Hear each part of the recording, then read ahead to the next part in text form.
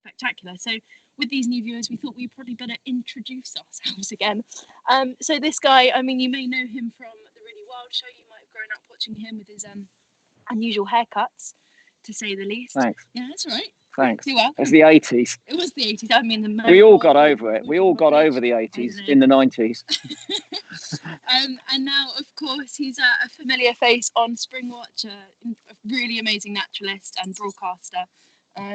So Chris Packham. Thanks. And this is Megan McCubbin, my stepdaughter, a zoology graduate, a keen campaigner, has been travelling all over the world campaigning on behalf of conservation, environmental, animal rights issues, so on and so forth. But now joining me here in the sunny New Forest, as we said. If you are overseas and you're not familiar with where we are, here's a map of the UK. We are right down here in the south of England, adjacent to the Channel. And the New Forest is a national park.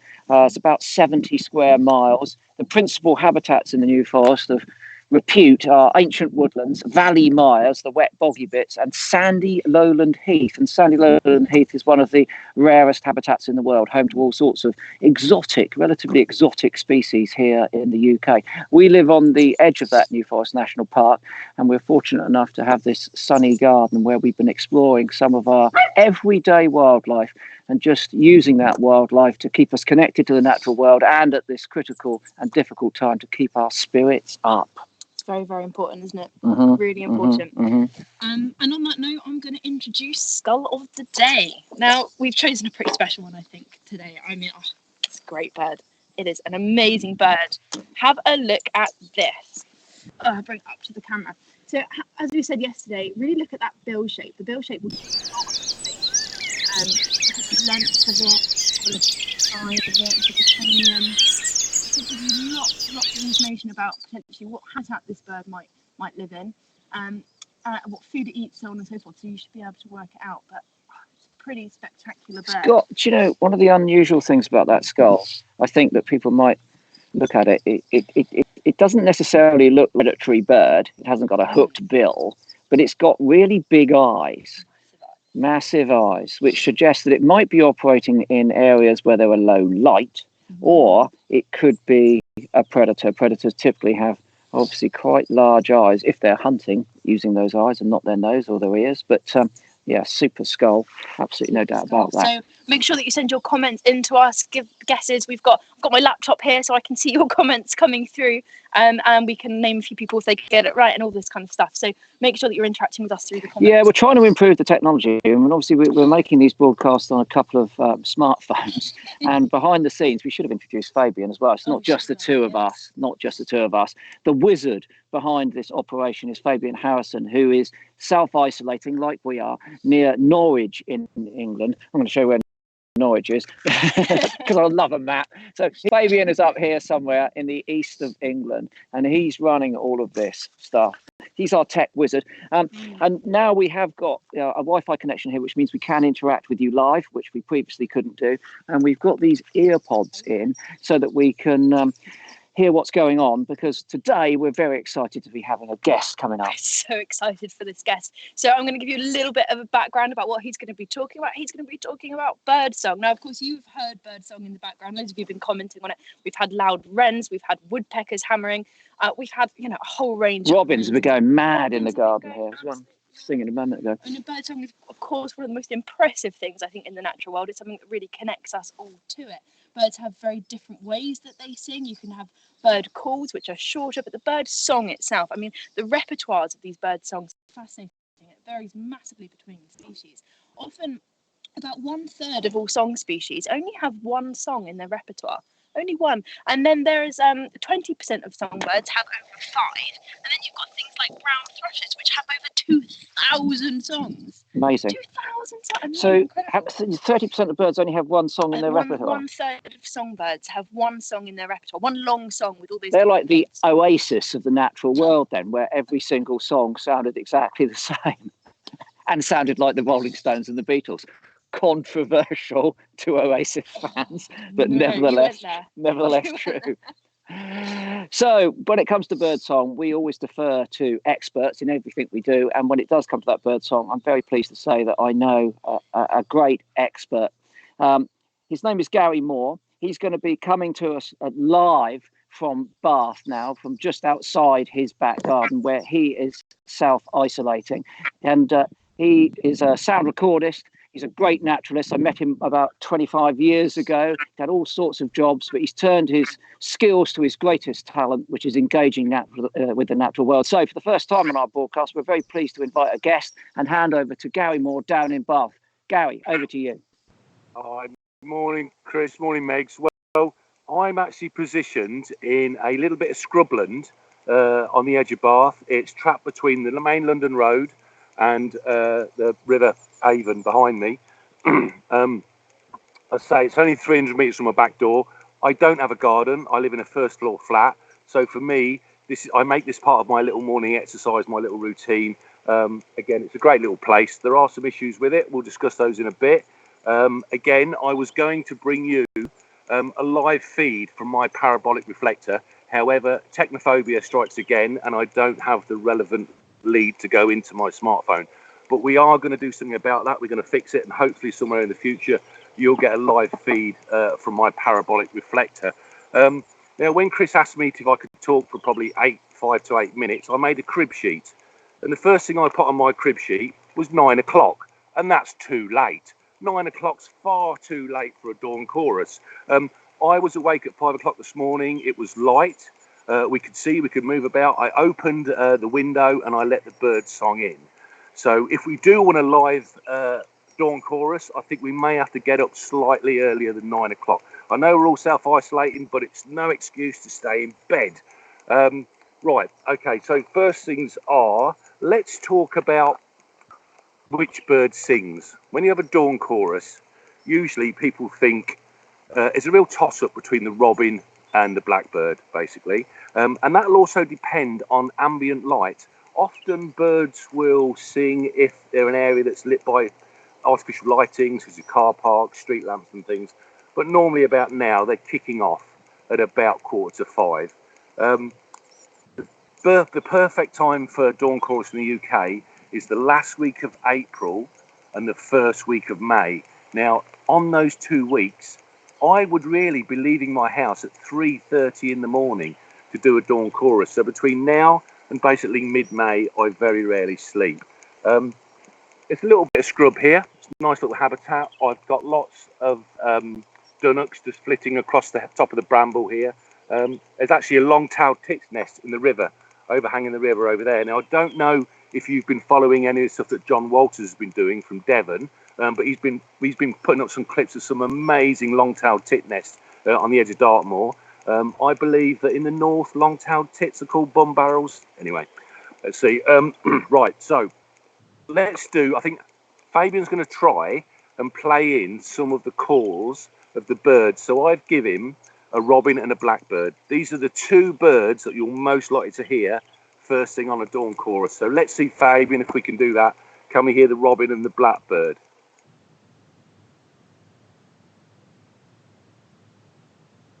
Any joy, guys?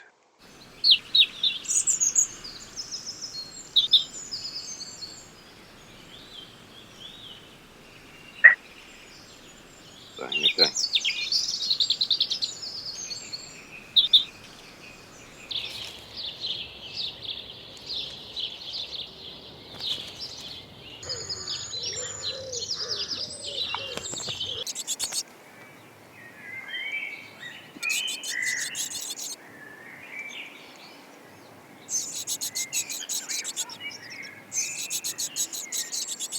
Okay, right.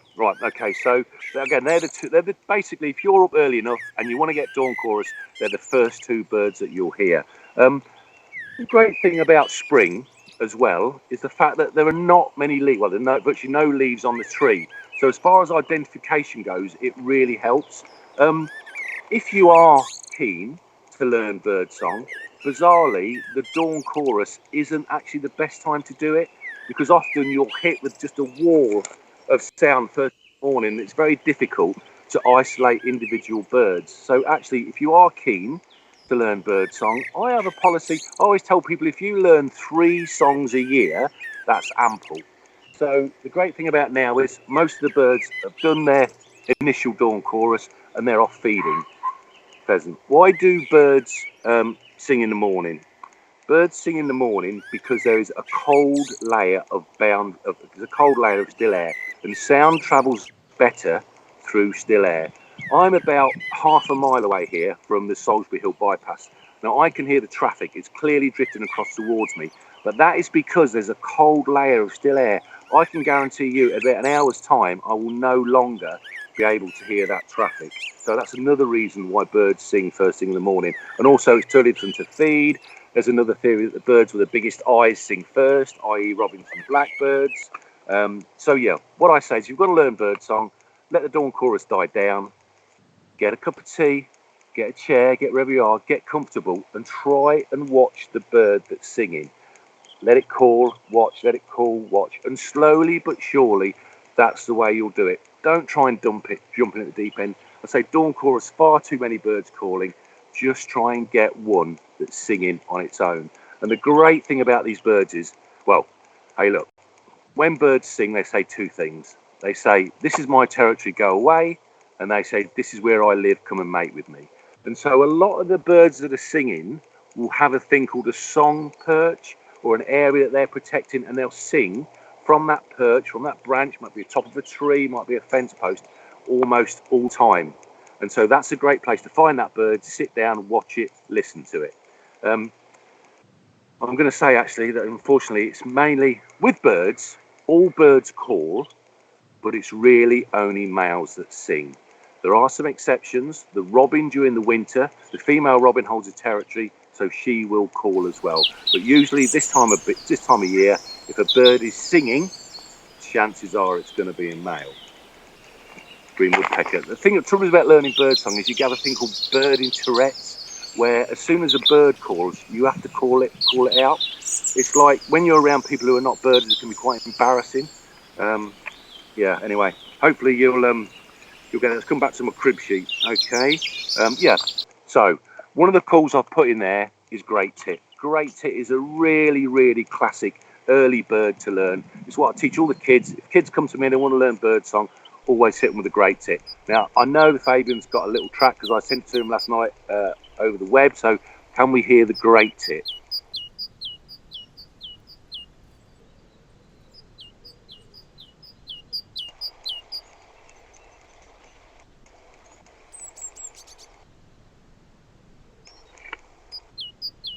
Okay, so there we go. Why I think that's a great one for kids to learn is because it's very simple. It's that classic two note, teacher, teacher, teacher, teacher. So that's your great tit. Yesterday, for the first time this year, I had my first chiff chaff. And behind me, in this little bit of scrubland here, we've had chiff chaff singing this morning. Again, that's a great one to teach the kids. It's a really simple one to learn. Again, it's an onomatopoeia, so basically it sings its name. Chiff chaff, chiff chaff, chaff, chiff sometimes, but chiff chaff. So that's another great bird and a really easy one to learn. Let's have a look. Right, one of the birds that I'm hoping to hear soon, that should be arriving in this country, will be the blackcap. The blackcap's slightly more difficult to learn, but hopefully, I know Fabian's got a clip. Let's have the blackcap.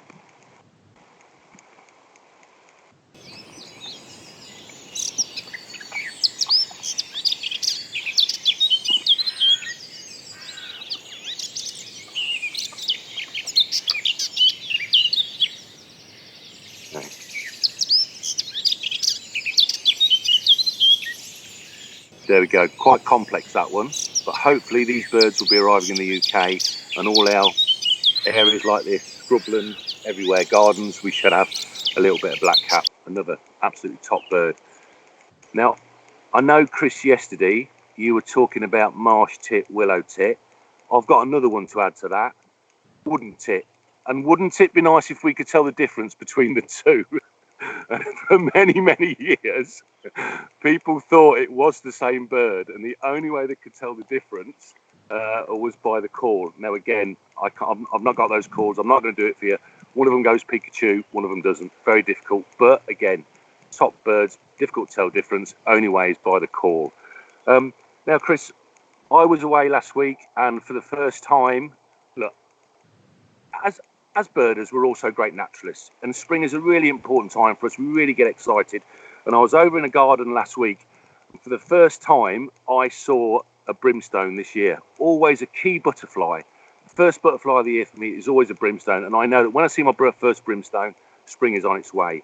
And within the space of about an hour, I know, Megs, you were talking about the bee fly yesterday. So within the space of an hour, I saw my first brimstone and my first bee fly as well. So for me, it was a real sense of spring. Now, Chris, I've got a question for you, and it concerns the colour of the brimstone. Now, all male brimstones are yellow. The females are white. You very rarely see them, but it's basically any yellow butterfly you're seeing around at the moment is going to be a brimstone. Do you think there's any correlation between the colour of the male brimstone and the spring flowers? Because look, we've got daffodils, we've got lesser celandines. I know you talked about those again yesterday, and we've also got a lot of the primroses. They all seem to have that funny yellow tinge to them. Is there some sort of waveform, some sort of yellow light you think that's relevant, that maybe warms up or feeds this time of year? Why are most of our spring flowers yellow? Why is the brimstone yellow? That's the question. Right, so yeah. One of the other things I'm going to talk about as well is that I've been watching a lot of little films and the clips that we've been getting in, and hopefully sometime over the next week or so, or a few weeks, we'll do a bit of a tech talk, because a lot of our clips that we're submitting, they've got a lot of wind noise on. Listen, I do it all the time. You know, it's one of those really difficult things. You're on your smartphone, you're on your whatever. You do that lovely little clip, you play it back, and all you've got is that terrible rumble of wind over the top. My little tip for that is, if you've got a little cheap set of headphones, plug them into your smartphone, and it'll help you hear exactly what you're recording. Because very often when your phone's at arm's length, you're not aware of the wind blowing over the capsule on your smartphone. So you have some great images, but when you play them back, the sound is often not brilliant. It can often really distract from your great images. So again, plug your little headphones in. Have a little listen. Because it'll often be going through the speaker as well, you can control the wind noise onto your little clip. Or if you do it on your phone, I sometimes recommend wearing a woolen glove, and just put your little finger with your woolen glove over the edge of your smartphone and just try and keep the wind off that microphone, off that capsule. And I think hopefully you should get some great audio to go with your great images. So I think, guys, at the moment I've exhausted my crib sheet. I hope that's been long enough. So I'd say next time we'll have some live audio from your parabolic, and keep up the great work, guys.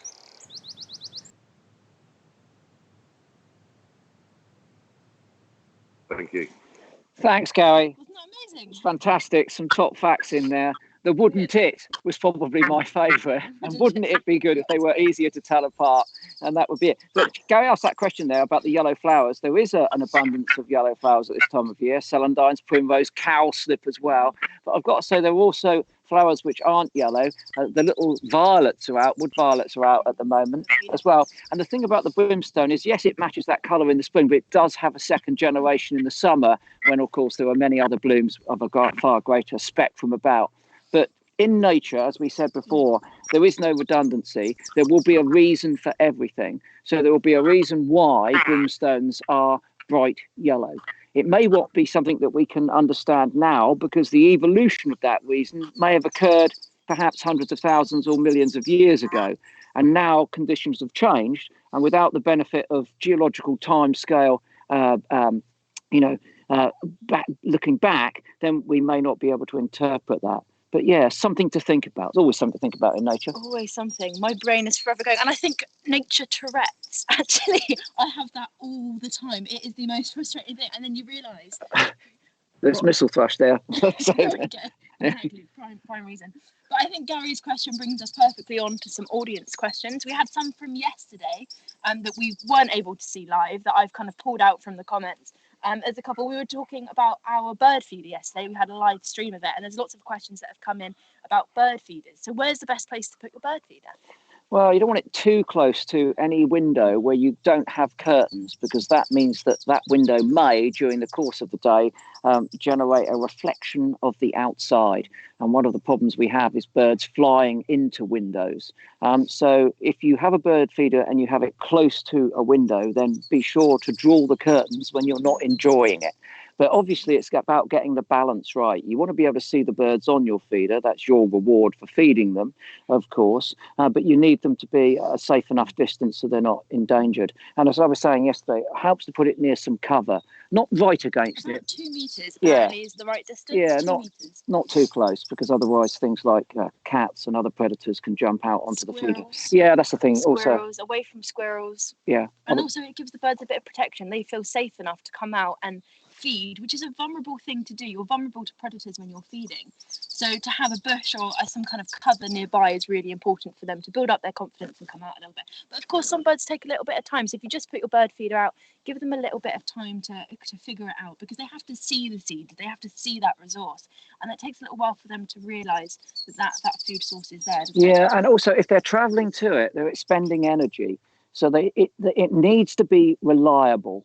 You know, if you've got a bird feeder up and it keeps running out of toilet rolls, then people won't go back to that shop, basically. So you've got to keep it topped up so that they know that it's worth making that journey to that feeder. They're definitely going to get an energetic reward. You know, birds' lives are always in the balance, and particularly obviously during the winter months when things are much tougher than they are now, then you'll find that that the dependence on those feeders is not total. Only about 50% of their food will come from your feeder, but that 50% is still critical, and they won't come unless it's reliably filled. Very, very valuable. And this kind of brings me on to, it's quite a similar question. This one's from Joe Free Range Play on Twitter. So she has a little bird feeder on the window. Doesn't have a garden, so you can get these kind of suction bird feeders with these suction pads and stick them onto the window. And it goes back to that point, doesn't it, of making sure that you've got your curtain pulled, that the seed is visible, and that it's not too close to any kind of structures where cats or squirrels and things can disturb the birds, and give them a bit of time as well. Yeah, no, they work really well, and soon the birds get very used to you just being on the other side of the glass, just this far away. So you can probably get the best views of all without the need for any binoculars if you're using those stick-on bird feeders. And certainly, as you say, if you don't have a garden, they're perfect. It's a really, really good thing to do, particularly in urban areas as well. Brilliant. Really urbanised areas. And yesterday, a friend of ours sent us in an amazing photograph, didn't he? Andy Rouse is an amazing photographer. He's got some images that just make me want to cry a little bit.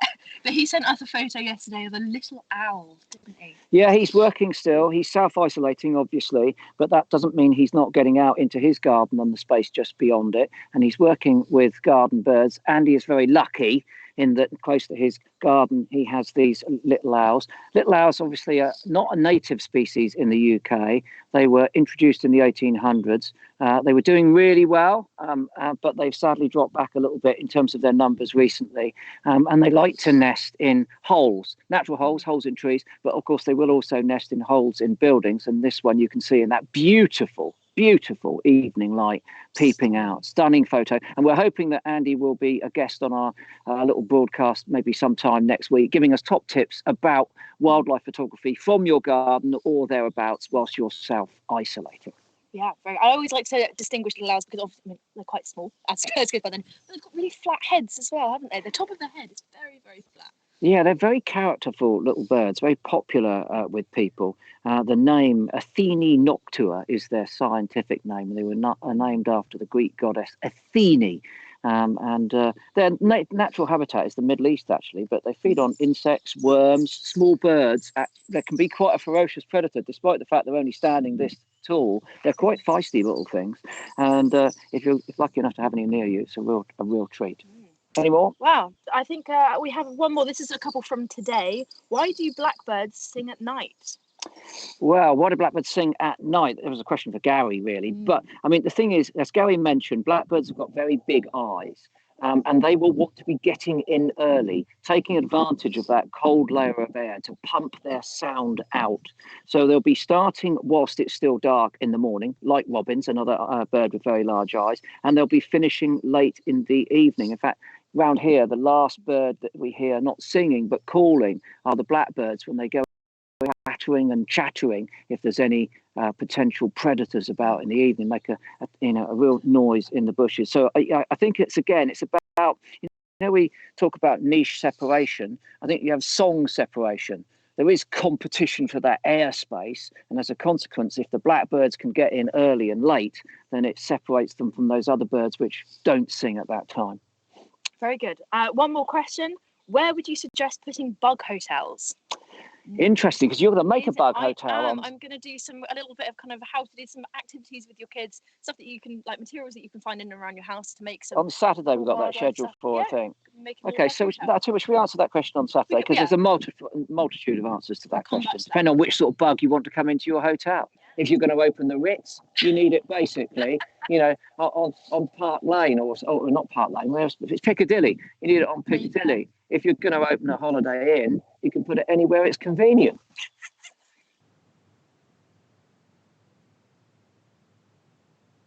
Oh, yeah. Okay. So we just had a question come through live as well on Facebook. Why do wood pigeons make the wing slap sound?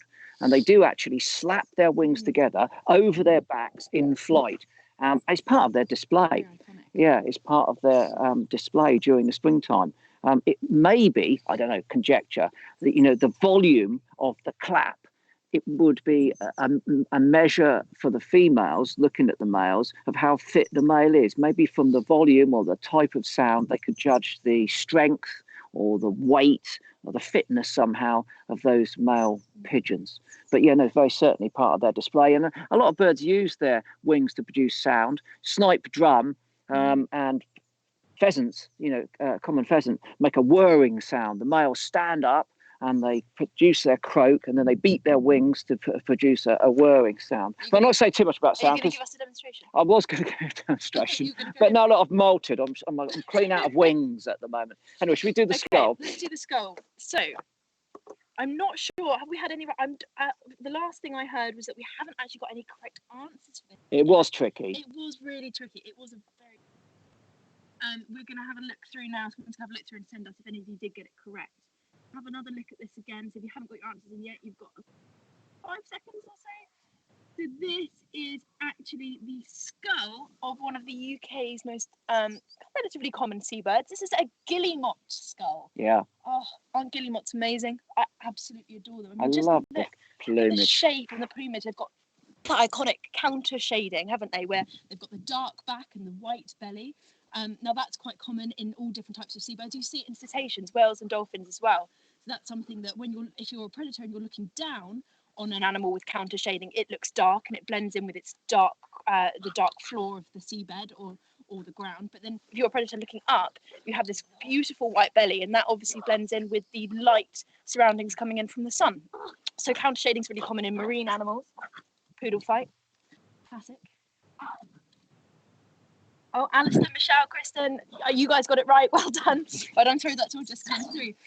So with seabirds, they've got very interesting skulls. They obviously have to have slightly stronger skulls than most birds because they go into the water at quite high impact. Guillemots, they tend to feed on schooling fish that is not too deep from the surface, but the deepest record of a guillemot is about 130 meters down, which is quite a lot considering their average dive time is only a minute. So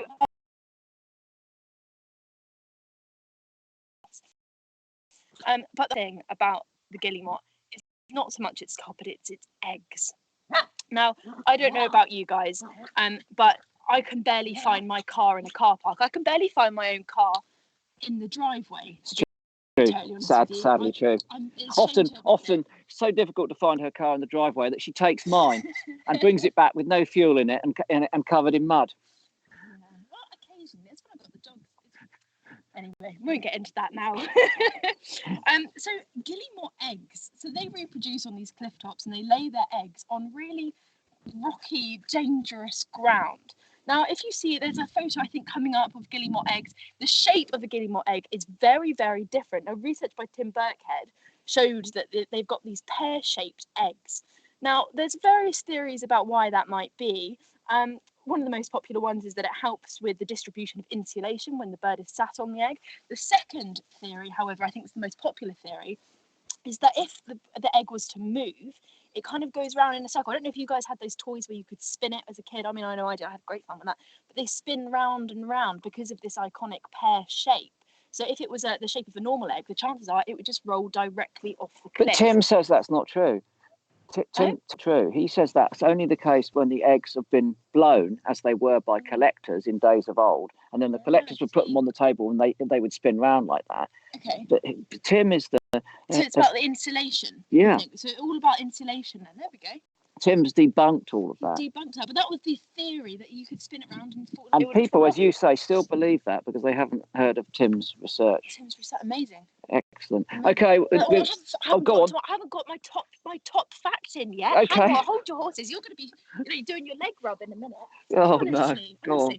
But there is an amazing paper that came out recently. I mean, going back to me not being able to find my car, how does a bird that lives in colonies thousands of numbers wide find its own egg? I mean, I would be like absolutely stuck with that one. But these birds do; they come back to their own. If you ever lay an egg, right, there's going to be more than stuck trying to find it. It's going to be a scientific first for you know. I'm not gonna. Yeah. Okay. So there was a research paper by Mark Harbour et al. Only last year, and they were looking at captive guillemots and looking at the female's eggs over a period of years, and they found that the colour, the spots, where these spots are for each female is consistent. So each female has its own colour. They kind of vary in colour. They can be quite washed out. They can be more green. But each female has a very, very specific pattern, and it will copy that pattern year on year. How amazing is that? Right, so this means that each egg is unique to each female. Exactly. And when they get back to their colony, if they land in a flurry on the cliff face, that they can identify their own egg visually. Identify their own egg visually, exactly. Because when they lay their eggs, they do check their eggs out visually. They have a really good study of it, and of course, it makes sure that because it's the same pattern year on year, it's not costly to them. They don't have to memorize a new pattern. And it also means that, of course, they aren't incubating someone else's egg. And they're quite long-lived birds. So again, if they're breeding every year, as they do typically, then that would be beneficial, as you say, not having to relearn it. Amazing, isn't it? It is amazing. It is amazing. Honestly.